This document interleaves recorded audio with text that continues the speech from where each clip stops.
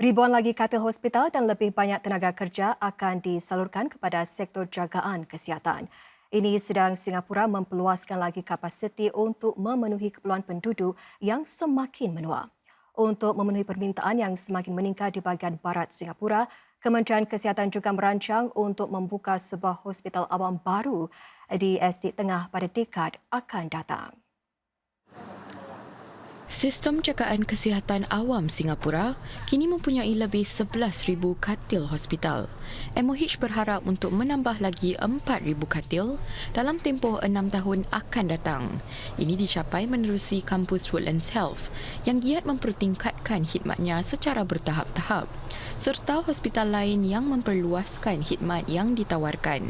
Juga dalam perancangan, sebuah hospital awam bersepadu baharu di kawasan tengah pada awal 2030-an. Ini akan meningkatkan jumlah hospital akut awam di Singapura kepada 13. What is driving up hospital bed occupancy is the increased number of seniors with complex conditions. Post-COVID, and we saw a surge in the numbers. Average stay in hospital went up from about 6 days to 7 days, pre and post-COVID. And that alone represents a 15% increase in patient load. To tackle the challenge more fundamentally, we need to expand capacity and catch up the time lost due to COVID-19 pandemic. Untuk mengurangkan tekanan kepada hospital pula, MOH akan menyelaraskan sistem katil virtual yang dirintisnya sejak 2022. Di bawah program jagaan pesakit mudah alih, mereka yang layak boleh dirawat di rumah, tidak lagi diwat hospital. Selain itu, MOH juga akan meningkatkan jumlah doktor untuk memenuhi permintaan.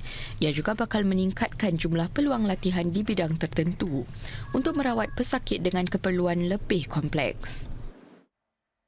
Sementara itu, Encik Ong berkata pemerintah sedang menyimak pelan Medishield Hayat bagi memastikan khidmat jagaan kesihatan terus mudah diakses rakyat dan dalam kemampuan mereka.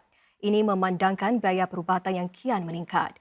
Menurut MOH, premium akan meningkat disebabkan oleh langkah tersebut. Namun, ia akan pastikan premium dapat ditampung sepenuhnya oleh MediSave sejauh mungkin. Encik Ong menjelaskan antara faktor utama meningkatnya kos jagaan kesihatan adalah penduduk tempatan yang semakin menua dan oleh itu lebih mudah jatuh sakit. Satu lagi faktor adalah lonjakan kadar inflasi di merata dunia. The size of hospital bills are getting larger and larger. Bill sizes have grown by 5% annually in public hospitals and by 7% annually in private hospitals over the last few years. Subsidized patients are seeing hospital bills that are unexpectedly large. And after subsidy, after MediShield Life, there is still a substantial out-of-pocket component left. This is when higher healthcare costs really start to bite.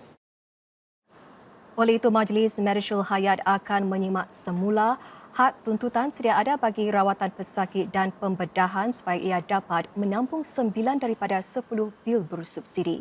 Ia juga akan menyimak had MediSave bagi memastikan kedua-dua skim CPF itu dapat memberikan perlindungan lebih tinggi untuk bil-bil perubatan. Majlis itu juga akan menimbangkan untuk meluaskan perlindungan Medishield Hayat agar meliputi lebih banyak jenis jagaan pesakit luar dan di rumah, serta bagi rawatan sedia ada dalam skim tersebut seperti biaya dialisis.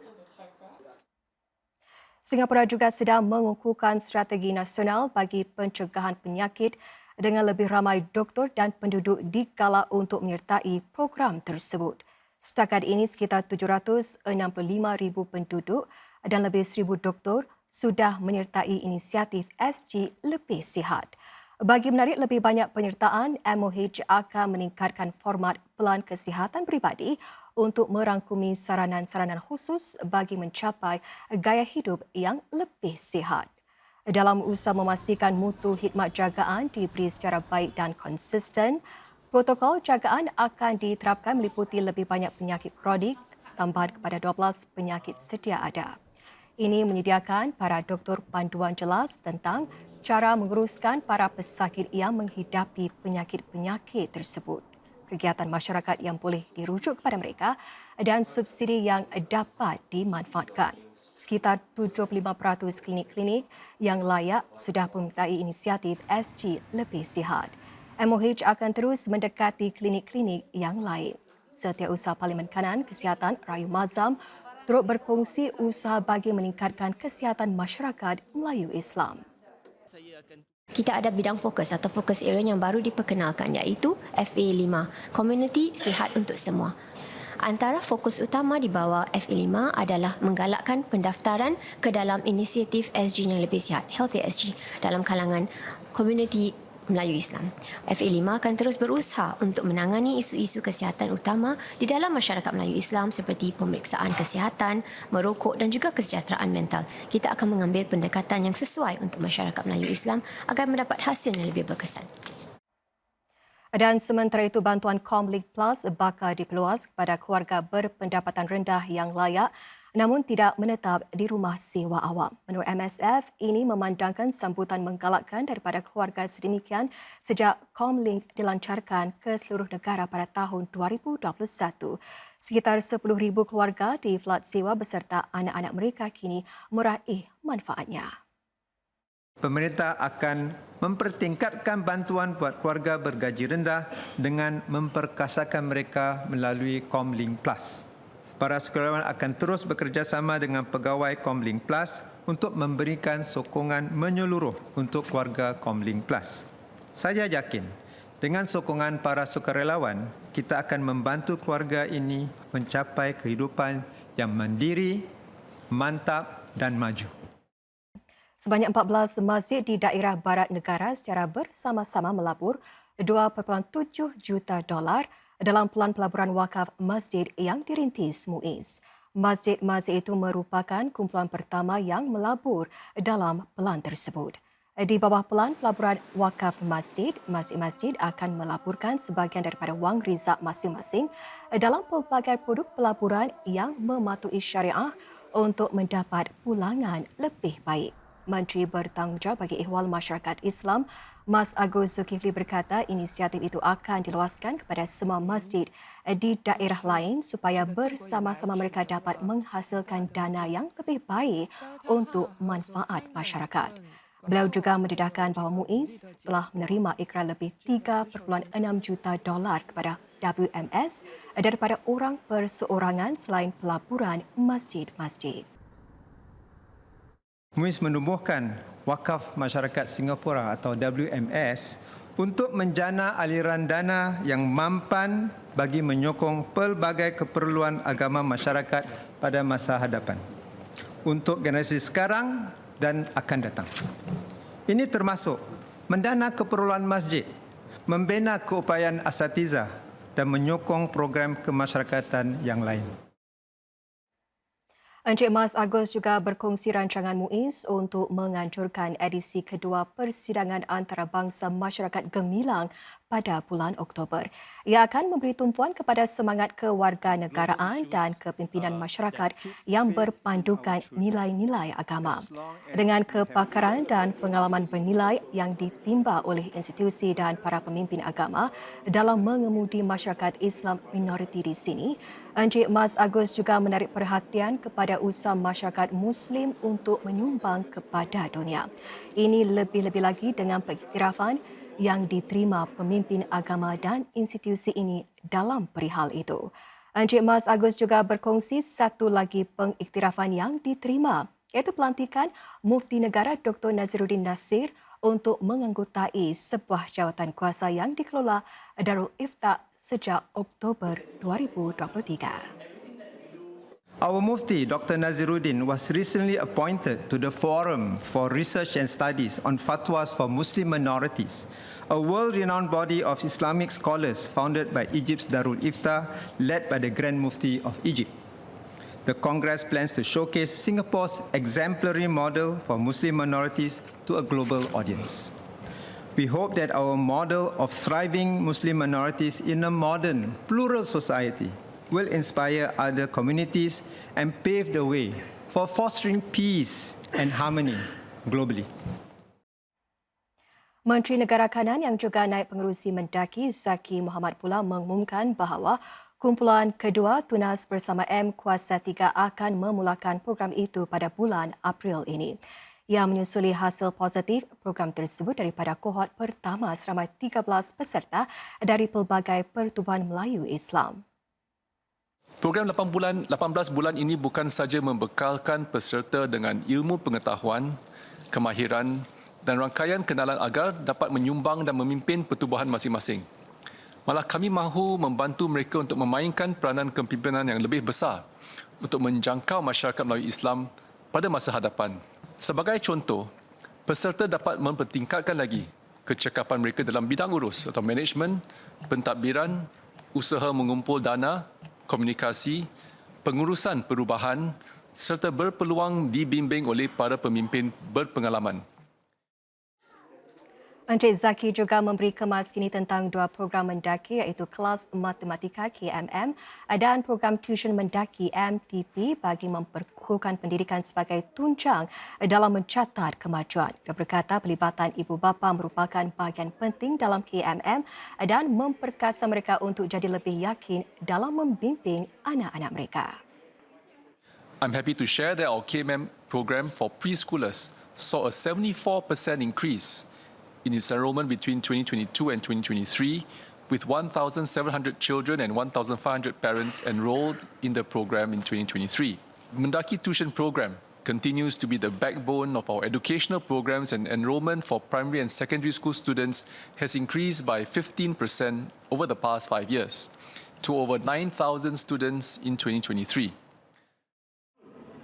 Encik Zaki juga mengumumkan bahawa Mendaki akan menubuhkan lagi 4 rangkaian profesional baru dalam sektor-sektor berkembang termasuk bidang jagaan kesihatan dan media. Buat masa ini, lebih 450 karyawan telah menyertai 9 PN sedia ada seperti dalam sektor digital dan kemampanan. Ia bagi membantu golongan karyawan meluaskan lagi rangkaian dan bantu pekerja lebih mudah untuk sertai industri-industri berkembang itu. Rangkaian M Kuasa 3 akan memperkenalkan sebuah program mentor baru dengan konsep yang unik. Program yang dinamakan Kuliah Conversations akan menggunakan pendekatan pementoran kilat yang melibatkan jangka masa lebih pendek. Semasa berkongsi inisiatif baru itu di Parlimen, Setiausaha Parlimen Kanan Rahyu Mazam berkata ia akan diperkenalkan ke bandar-bandar M Kuasa 3 serta masjid dan institut pengajian tinggi. Flash mentoring takes place over a shorter period and will combine interest-based activities like sports and games with impactful mentoring interactions in areas of personal development, educational transition and career guidance. We hope that it will resonate with youth and lower barriers for them to get involved. Dia berkata M Kuasa 3 menyasarkan untuk menjangkaui 1,000 belia dalam masa setahun menerusi program tersebut. Ini tidak termasuk golongan belia yang didampingi menerusi program-program pementoran sedia ada di bawah pejabat pementoran belia.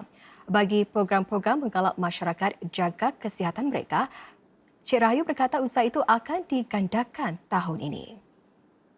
Tahun lalu, lebih 500 peserta menyertai program-program saham kesihatan. Mereka memberi maklum balas bahawa mereka seronok dapat turut serta kumpulan masyarakat yang memupuk semangat, saling menyokong satu sama lain agar menjalani gaya hidup sihat. Tahun ini, kita mahu menggandakan usaha untuk melibatkan 1,000 peserta. Selain saham kesihatan, M Kuasa 3 juga bekerjasama dengan HPB dan rangkaian jaga kesihatan jaga umah di mana para anggotanya kerap bergabung menganjurkan inisiatif menggalak amalan sihat. Pada 2023, lebih 40,000 penduduk meraih manfaat program-program JKJU. Kita boleh menjangkakan lebih banyak program JKJU di bandar-bandar M Kuasa 3 sepanjang tahun ini. Dalam melakar pelbagai rancangan bagi masyarakat seperti JKJU dan pementoran belia, Cik Rahayu berkata lebih ramai sukarelawan digalak untuk tampil membantu jayakan inisiatif M Kuasa 3. Beliau juga mengumumkan satu rancangan kerjasama dengan Institut Kepimpinan Masyarakat Kebangsaan untuk menganjurkan bengkel bagi sukarelawan. Selain itu, M Kuasa 3 juga kata Cik Rahayu akan menjalankan sesi-sesi pengambilan sukarelawan sepanjang tahun ini. Semasa menggulung ucapan beliau, Menteri Bertanggungjawab bagi Ihwal Masyarakat Islam Mas Agus Zulkifli turut menekankan komitmen Singapura untuk menyokong orang awam di Gaza. Saya dan rakan-rakan anggota parlimen akur rasa sedih, kecewa dan tidak berdaya yang ramai luahkan. Kami mendengar curahan hati masyarakat dan memahami sentimen ini. Dengan lebih 30,000 jiwa terkorban dan angka korban dijangka terus meningkat, tindak balas tentera Israel telah melampaui batas. Pembunuhan beramai-ramai mesti diberhentikan. Saya mengulangi lagi kesaan Singapura agar gencatan senjata dilakukan dengan segera supaya bantuan kemanusiaan dapat disalurkan secepatnya kepada mereka yang amat memerlukan. Bagi menyokong usaha tersebut, Encik Mas Agus berkongsi bahawa Yayasan Rahmatan Lil Alamin RLAF akan menjalankan satu lagi kempen pengumpulan dana kemanusiaan untuk Gaza pada Ramadan ini. Kami mengalu-alukan rakyat Singapura tampil ke hadapan dan menderma. Krisis ini mungkin berlarutan dan kita tidak tahu apa yang bakal terjadi pada hari mendatang. Namun kita mesti terus teguh bersatu dan memperkukuh perpaduan kita.